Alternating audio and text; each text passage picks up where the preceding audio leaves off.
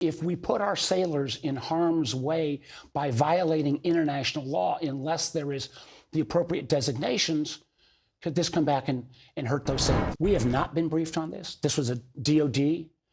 It was not an Intel project. It was a DOD project. There's supposed to be a firing of a warning shot. You're supposed to try to take it peacefully. My understanding, this boat, none of those procedures were followed.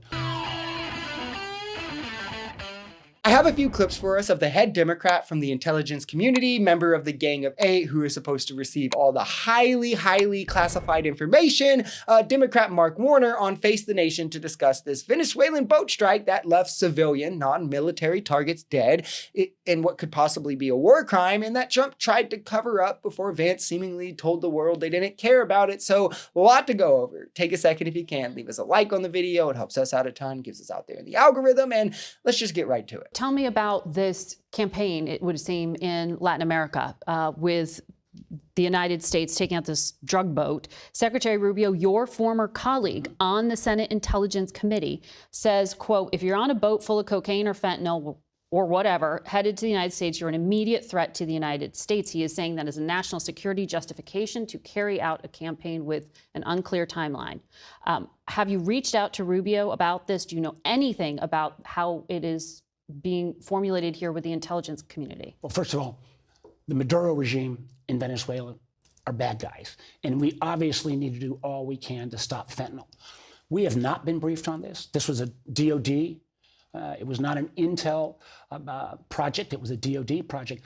But my fear is there are still international laws of the sea about how the process of interdicting these kind of boats. There's supposed to be a firing of a warning shot. You're supposed to try to take it peacefully.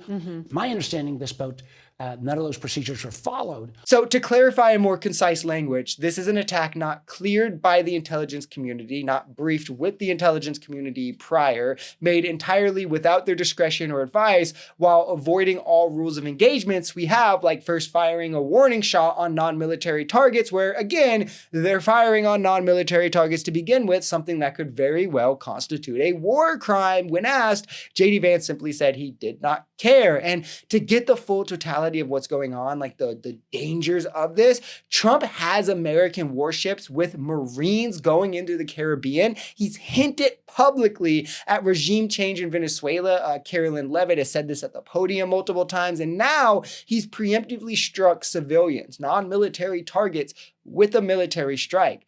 This is begging for retaliation. This happened in Trump's first term. U.S. soldiers died because of it. If not, directly pushing for a war. Like, this is essentially trying to bait Venezuela into responding to then start a war. Trump is hinting at maybe going into Venezuela at cartels. Like, it's getting insane. And our troops' lives are being put on the line for this. Reminder, Trump wanted us to know about none of this. They went as far to hide bodies to try and cover this up so he could keep going with his pro-peace propaganda. If we put our sailors in harm's way by violating international law, unless there is the appropriate designations, could this come back and hurt those sailors? The sailors were doing their job. But as far as you know, this is fully a military operation. It is not using the intelligence assets of the... We have not... Because the administration says they know everyone who was on that boat. Well, they had great clarity and fidelity. Data, but this, again, goes to the report. This kind of action should be briefed to the intelligence community. And I'm a member of what's called the Gang of Eight. Those are the folks that's supposed to get the absolute secret stuff only the president gets. I've gotten no briefing. No briefing on this? No briefing on this. Are they conducting regular information sharing with Gang of Eight? There are information sharing, the level of sharing, and the timeliness of the sharing. For example, we were on the Iran bombings. We were not notified beforehand. My Republican colleagues were notified.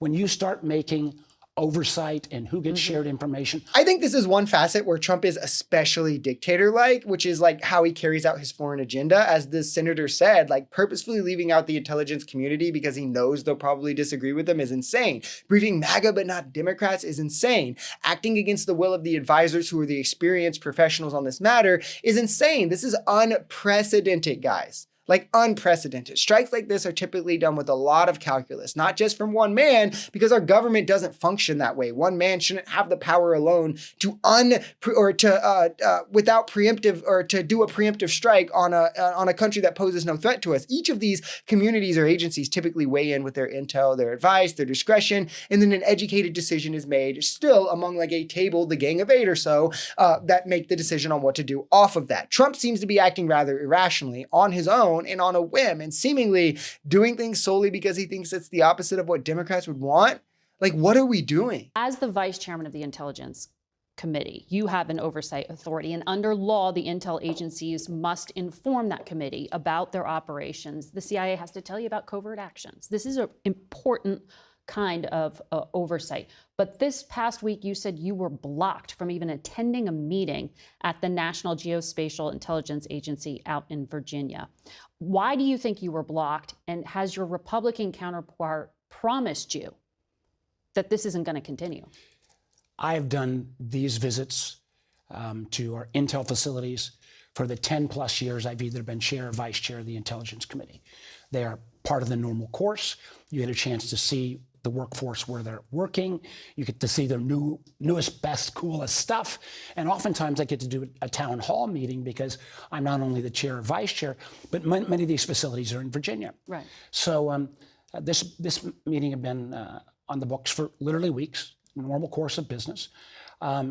This very unusual individual, Laura Loomer, who is a right-wing blogger who is so controversial that the Trump administration didn't even put her in their cabinet. Or We covered one bigot that made their way into the Trump administration this morning for the Bureau of Labor Statistics, and Laura Loomer just represents another who, while not in a formal cabinet or administrative role, is acting as a close advisor to Trump, of whom we've seen listened to on numerous occasions now. He fired, I think, I don't remember the agency, he fired a couple of people on her discretion. He blocked Democrats on her discretion, despite her being a self-avowed white nationalist and racist. But of course, she's not woke, guys, so why not hire her? And as a result, we get actions like this, where those who know what they're talking about are being barred from critical meetings just because they're Democrats, and Trump wants only yes men in the room. And so we get these unbriefed unprompted attacks with non-military targets getting killed. And it's only a matter of time, truly, before this brash carelessness comes back to bite with the price tag of American lives.